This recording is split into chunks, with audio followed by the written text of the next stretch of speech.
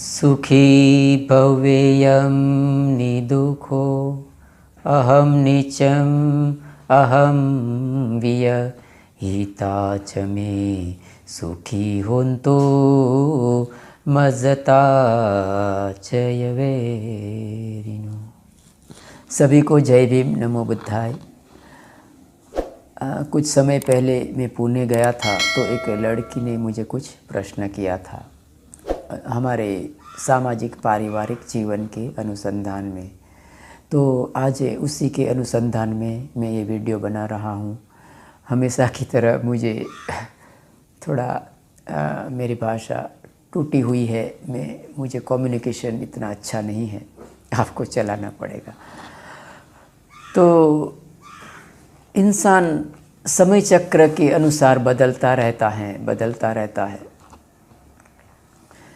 हमारा जो रिलेशनशिप है, हमारा संबंध है, हमारा पारिवारिक संबंध है, माता पिता है, पति पत्नी है, बच्चे परिवार है, उसमें संवादिता भी होती है, कोई बार विवादिता भी होती है। तो ये इंसान समय चक्र के अनुसार उसमें परिवर्तन लाता रहता है।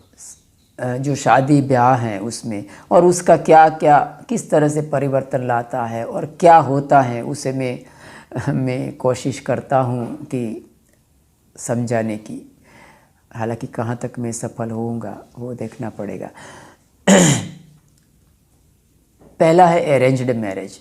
इंसान जो स्वच्छंदी जीवन था, माने एक पहलू से गुजरा था इंसान। स्वच्छंदी जीवन माने तुम जो करना है वो करो, तुम्हें कोई कुछ भी तरह का नियम पालन नहीं करना है, किसी से वफादारी नहीं करना है, किसी से, बस स्वच्छंदी जीवन जियो, एक हिप्पी की तरह।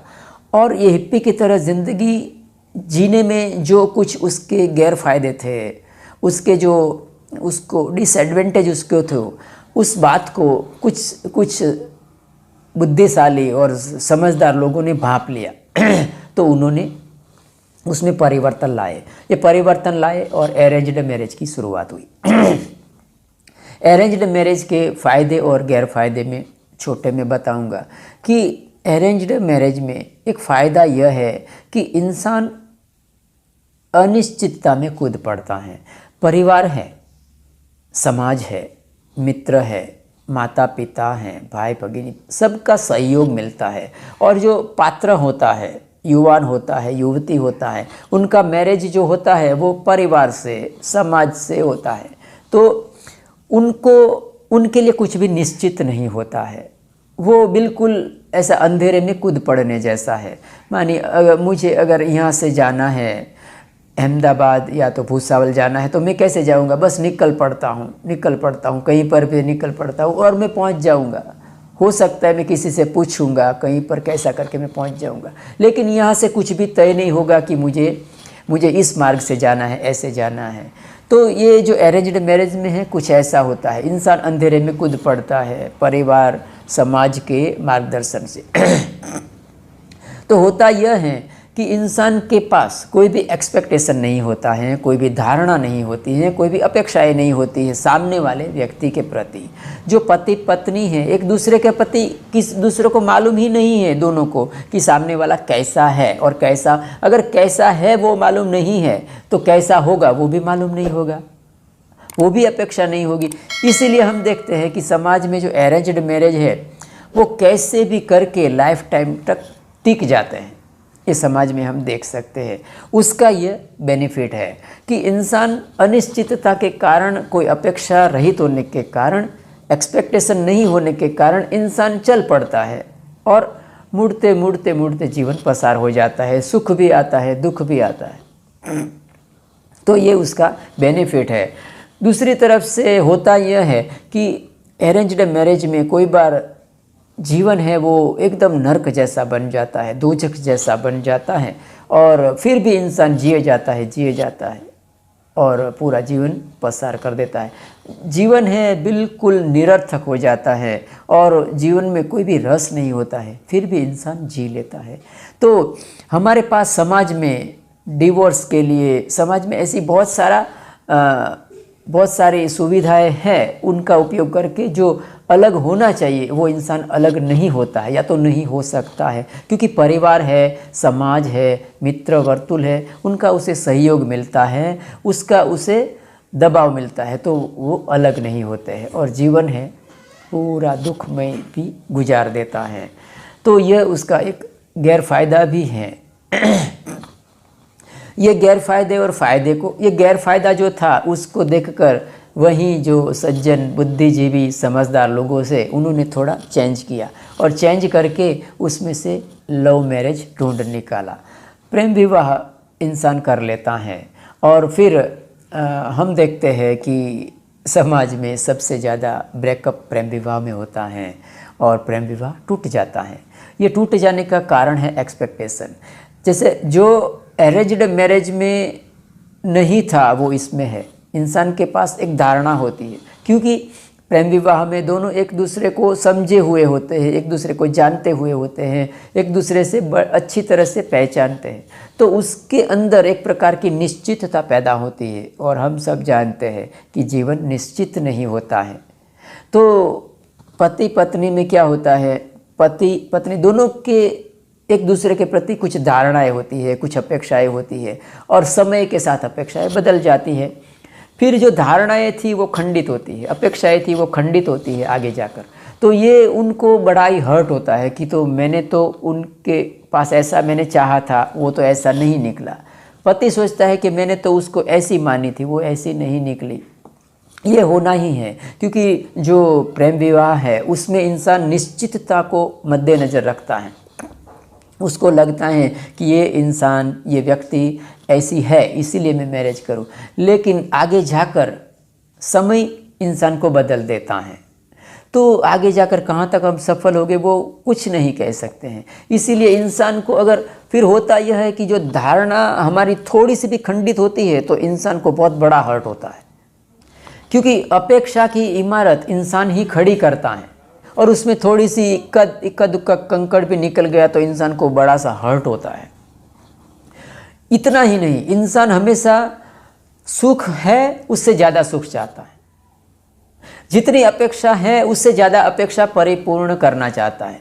मानी अपना पति जिसके साथ प्रेम विवाह किया है, उसके प्रति जो अपेक्षा थी, उनको वो अपेक्षा उतनी ही पूरी हो यह मंजूर नहीं होता। वो कहता है कि तुम मुझे इतना प्रेम देते थे तो अभी और ज़्यादा दो, अभी और ज़्यादा दो। ये क्योंकि अपेक्षा थी, तो अपेक्षा में बढ़ोतरी इंसान चाहता है। दूसरी तरफ पति भी इसी तरह का अपेक्षा से घिरा हुआ होता है। ये उसके डिसएडवांटेज और एडवांटेज दोनों हमने देखे। इसी उसका जो गैर फायदा है उसी कारण से समाज में ब्रेकअप हो जाता है। और इसी उसके गैर फायदे के कारण जो समाज का जो बुद्धिजीवी वर्ग था, जो समझदार वर्ग था, उसने लिव इन रिलेशनशिप का खोज निकाला। अभी लिव इन रिलेशनशिप, ये लव मैरिज का जो गैर फायदा था उसी को देखकर लिव इन रिलेशनशिप खोज निकाला था।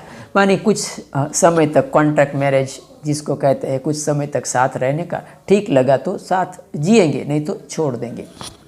उसका भी गैर फायदा और फ़ायदा दोनों हम समझ सकते हैं, बहुत ऑब्वियस है, क्योंकि इंसान में अपेक्षा होती है, वो धारणा होती है, वही उसे नाराज़ करती है, उसका जीवन में वो अवरोध पैदा करती है। वो कहता है कि उसके साथ तो मैंने इसी तरह की धारणा बनाई थी, हम थोड़े साथ में जीवन भर थोड़े साथ में रहने वाले थे, हम तो थोड़े समय के लिए ही रहने वाले थे, इसीलिए छोड़ दो। इस तरह का बार बार इंसान को, जैसे हम खाना बदलते हैं, रोज़ सब्जी रोटी बदलते हैं, एक ही अच्छा नहीं लगता, उसी तरह से इंसान का एटीट्यूड भी वैसा हो जाता है। उसको बदलना उसकी आदत गिर जाती है। इसी का भी जो डिसएडवांटेज था उसको सज्जन लोगों ने ढूंढ निकाला कि ये उसके गैर फायदे हैं, ये उसका डिसएडवांटेज। तो उन्होंने एक बहुत भयानक, बहुत ख़राब चीज़ खोज निकाली, वो है स्वच्छंदी जीवन। स्वच्छंदी जीवन मानी तुम चाहो सो करो, एक हिप्पी जैसा, मानी जिसके साथ रहना है वो रहो, कोई वफादारी का ज़रूरत नहीं है, किसी के साथ वफादारी करने की ज़रूरत नहीं है, अपना संबंध तुम किसी के साथ भी रखो और कुछ भी करो तुम। ये बड़ा ही भयानक पहलू है समाज व्यवस्था का और इंसान के हित का। तो ये जो गैर फ़ायदा को हटाने के लिए, फ़ायदा प्राप्त करने के लिए इस तरह से उत्तरोत्तर इंसान है कोई बार बहुत ही खराब चीज़ों में प्रवृत्त हो जाता है। तो उनका हम स्वच्छंदी जीवन जीते हैं, उसका मतलब क्या हो गया? उसका मतलब ये हुआ कि ठोकर खाते रहिए, खाते रहिए, खाते रहिए। और आश्चर्य की बात यह है कि ठोकर खाने की आदत गिर जाती है इंसान को। पैर लहूलुहान हो भी गए तो भी उसको ठोकर खाने में अच्छा लगेगा। स्वच्छंदी जीवन का कोई भी मतलब नहीं है।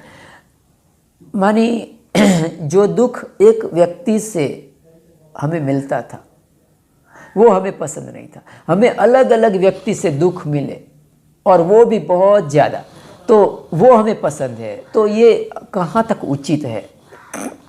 बिल्कुल ही उचित नहीं है। इस प्रकार की जो भावना है वो हमारा बहुत नुकसानकारक है समाज के हित के लिए। तो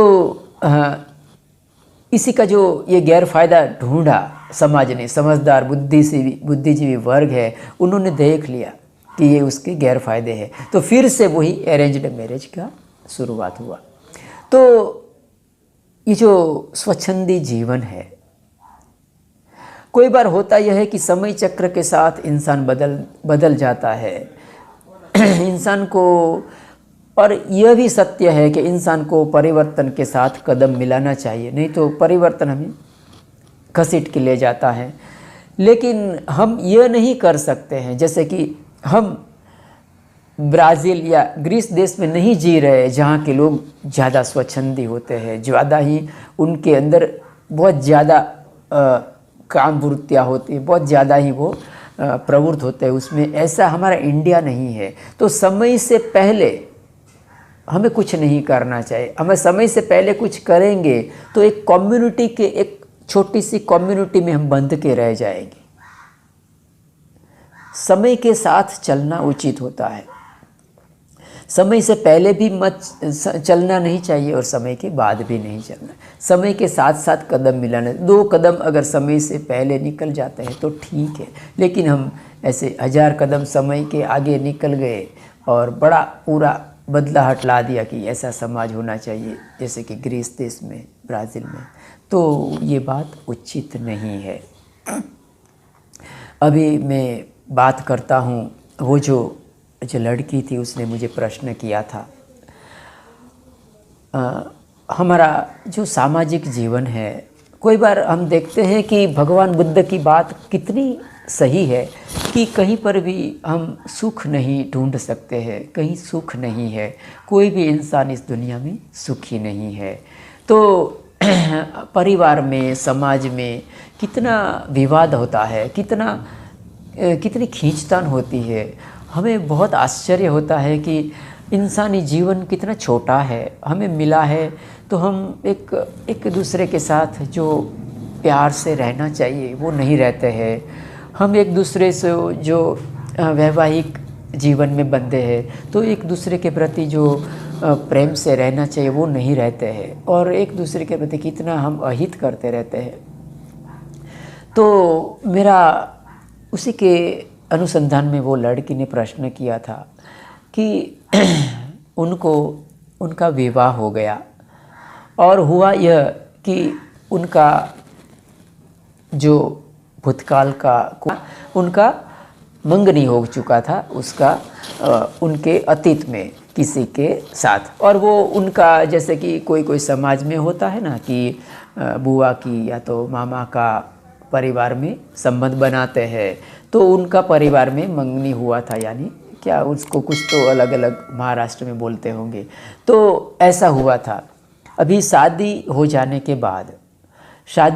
के बाद हुआ यह कि उनको जो अतीत है वो उसको झकझोरता है, अतीत उसे याद आता है। फिर वो जो अफेयर था उनको वो उनकी जुगाली करती है और उस जो लड़का था उनको एक बार उन्हें कॉल करती हैं कि आप हमारा जो अभी जो था वो गया, अभी मेरा जीवन नया है, ये मेरा नया जीवन हुआ है, तो अभी हम हम अपना अपना जीवन तय करेंगे, इस तरह का बात होती है। और बहुत आश्चर्य की बात है कि हम दूसरे की पीड़ा को समझ नहीं सकते हैं। ये सबसे बड़ा पॉइंट है। मैं प्रथम पुरुष एक वचन हूँ, आप द्वितीय पुरुष एक वचन है, वो थर्ड पार्टी हो तृतीय पुरुष एक वचन है। हम सब एक दूसरे का जो पीड़ा है, एक दूसरे का जो सुख है, उसे हम महसूस नहीं कर सकते हैं। आप क्या फील करते हैं उसे मैं एज इट इज़ फील नहीं कर सकता हूँ। मैं क्या फील करता हूँ, मैं कैसा सुख दुख फील करता हूँ वो आप या कोई थर्ड पार्टी वो फील नहीं कर सकती है, क्योंकि ये इंसान सिर्फ अनुमान लगाता है कि उसको कैसा फील होता होगा। सिर्फ अनुमान लगाता है कि जैसे उसके हाथ में पिन चुभता है तो उसे कैसा अनुभव होता होगा। तो अनुमान लगाने के बाद उसे पीड़ा महसूस नहीं होती है। इस कारण से इंसान एक दूसरे को दुख देता है और इसी कारण से एक दूसरे को सुख भी देने की कोशिश करता है, लेकिन उसमें सफलता नहीं मिलती है। तो मेरा कहने का मतलब ये था कि जब भी हम कहीं पर भी वैवाहिक संबंध में बन जाते हैं, किसी से विवाह कर लेते हैं, तो फिर हमारा अतीत को जला देना पड़ेगा। हम अतीत को भूल जाना चाहिए। अतीत चाहे कितना भी प्रभावशाली हो, कितना भी इफ़ेक्टिव हो, क्या हो, वो हम कुछ भी नहीं सोचना। ये हम बहुत गलत काम कर रहे हैं, बहुत बड़ा अपराध कर रहे हैं। किस तरह से आप उसका जो गंभीरता है वो समझ नहीं सकते हैं। एक बात है कि पहले तो आपने किसी के साथ संबंध था अतीत में, किसी के साथ अच्छे व्यवहार थे, अच्छा रिलेशंस था। अभी आपने गलती किया, गलती करके दूसरा किसी के साथ विवाह कर लिया, शादी कर लिया। ठीक है, कोई बात नहीं, जो था वो चला गया। उनको क्या हर्ट हुआ क्या नहीं, ये सब वो जानता है, वो आपको अभी समझने का ज़रूरत नहीं है। छोड़ दिया सो छोड़ दिया। इसलिए मैं हमेशा कहता हूँ कि जिसको हम भूल नहीं सकते हैं ना, उसको कभी त्यागना नहीं, और जिसको त्याग दिया है उसे भूल जाना। जो गलती से छूट जाता है तो उसको वापस किस तरह से प्राप्त कर सकते हैं, उसके ऊपर चिंतन मनन करना, लोगों का सहयोग लेना, ये हो सकता है। गलती से छूट जाता है तो अगर हम इरादे से छोड़ दिया है तो फिर ऐसा मत करिए, क्योंकि आपने पहले एक जो इंसान था उसको हर्ट किया, वो ख़त्म हो गया। अभी बात ख़त्म हो गई, वो चला गया, उसने अपना राह चुन लिया।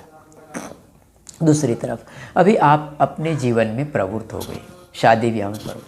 अभी आप अगर उनके बारे में सोचेंगे, उनका आप प्राधान्य देंगे, उसको अगर आप ये जो संबंध मुर्दा हो गया था, वो मुर्दे को आप ज़मीन में से निकालेंगे तो उसमें से दुर्गंध आएगी, वो कुछ भी काम का नहीं है। आप अभी उसके बारे में सोचेंगे तो क्या होगा मालूम है? आप दो गुना अपराध कर रहे हैं। एक तो पहले आपने एक व्यक्ति की हत्या कर दी, उसको हर्ट किया, उसको छोड़ दिया सो छोड़ दिया। आदमी बहुत ही स्थिति स्थापक होता है आदमी, और कोई आदमी तो बड़ा ही मोटी चमड़ी का होता है, उसको कितना भी हर्ट करो वो संभल जाता है। तो वो आदमी थोड़ी दूर जाकर उसको हर्ट हुआ था वो संभल जाएगा, वो कुछ भी अपना जीवन तय कर लेगा, वो अपना जीवन तय कर लेगा। वो सुखी है दुखी है उसके सामने मत देखिए। आपका जीवन है। अगर आप टोटालिटी से जो अपना पति है, अपना जो बेटर हाफ है, उसको सुख देने का प्रयत्न करिए, उसको सुख देने का प्रयत्न करिए, उसको जितना हो सके उसको प्यार दीजिए। स्त्री का स्वभाव पैसिव होता है, उसे पैसिव बनना चाहिए, और जो पुरुष है उसका स्वभाव एक्टिव होता है। वो अपनी एक्टिविटी के द्वारा जो पत्नी है उसे सुख देता है। ये दोनों एक दूसरे को अगर सुख नहीं देंगे तो वैवाहिक जो जीवन है वो ख़त्म हो जाता है। और क्या होता है कि पहले आपने एक इंसान को हर्ट किया, अभी उनको याद करके आप दूसरे व्यक्ति को हर्ट कर रहे हैं, बहुत गलत है, बहुत बड़ा अपराध है ये। क्यों? क्योंकि आपने एक इंसान की हत्या की, गलती से की, इरादे से, किसी भी तरह से एक इंसान को आपने डुबो दिया। ठीक है, वो संभल जाएगा, समय उसको संभाल ही देगा, वो उसके लिए आपको टेंशन लेने का ज़रूरत नहीं है। अभी होता यह है कि आप उनको हम याद करते हैं, उनको हम प्रभावित करने की कोशिश करते हैं, तो हम दूसरे की हत्या कर रहे हैं, हम दूसरे को भी प्रभावित कर रहे हैं, हम दूसरे को भी बेवफा बन रहे हैं। ये बहुत बड़ा समझने जैसा है। और जो हमारे मन में, पुरुष का मन में एक बहुत बड़ा भाव यह होता है कि वो वफादारी की कामना करता है अपना बेटर हाफ के प्रति। उनको लगता है कि जो मेरे बेटर हाफ है वो मेरे से वफादारी करे।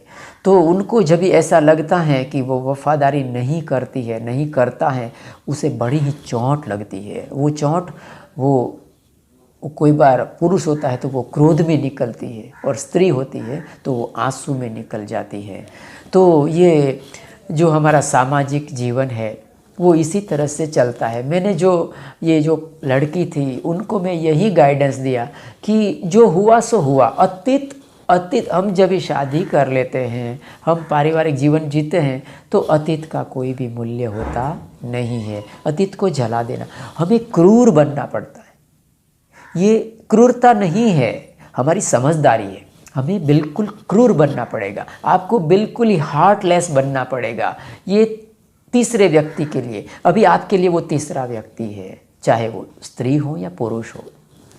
तो मेरा छोटा सा निवेदन है, आप जो भी मेरे चैनल को देख रहे हैं, मेरा वीडियो में कुछ आपने अच्छा पाया है तो लाइक करना, और मुझे कुछ कमेंट करना कि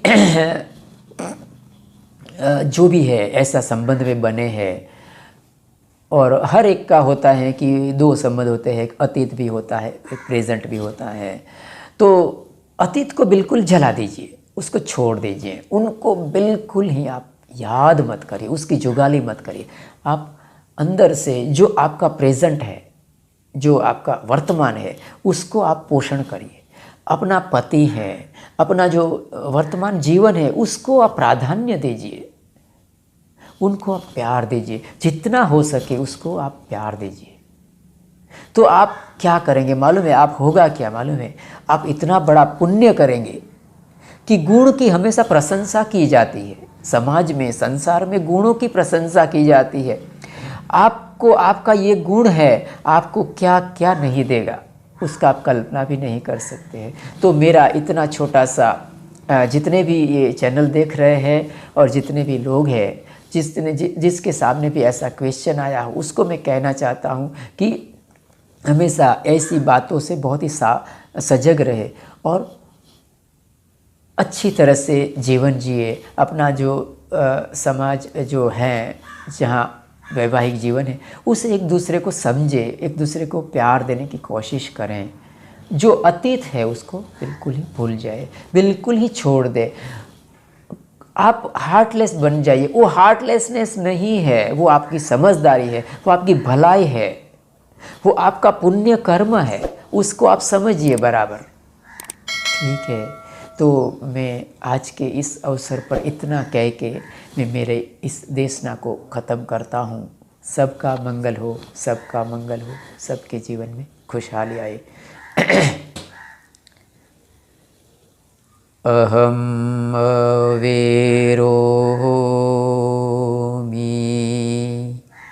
अव्यापजोमि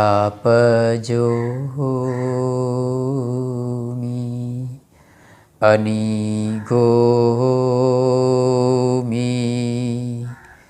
सुखियतानम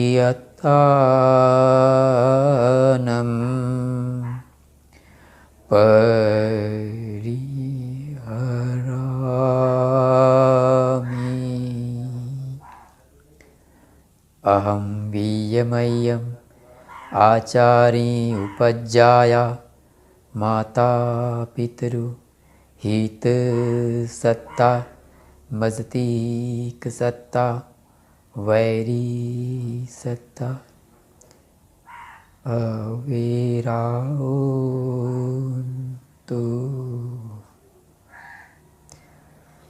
अव्यापजाहोन्तु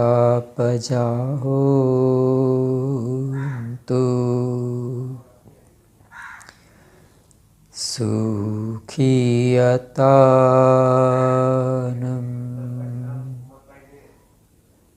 परिहरन्तु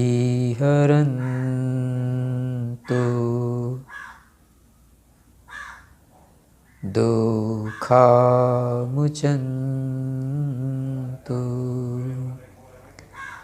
यथा लब्ध संपत्तितो मा विगच्छन्तु कमस्सकाति।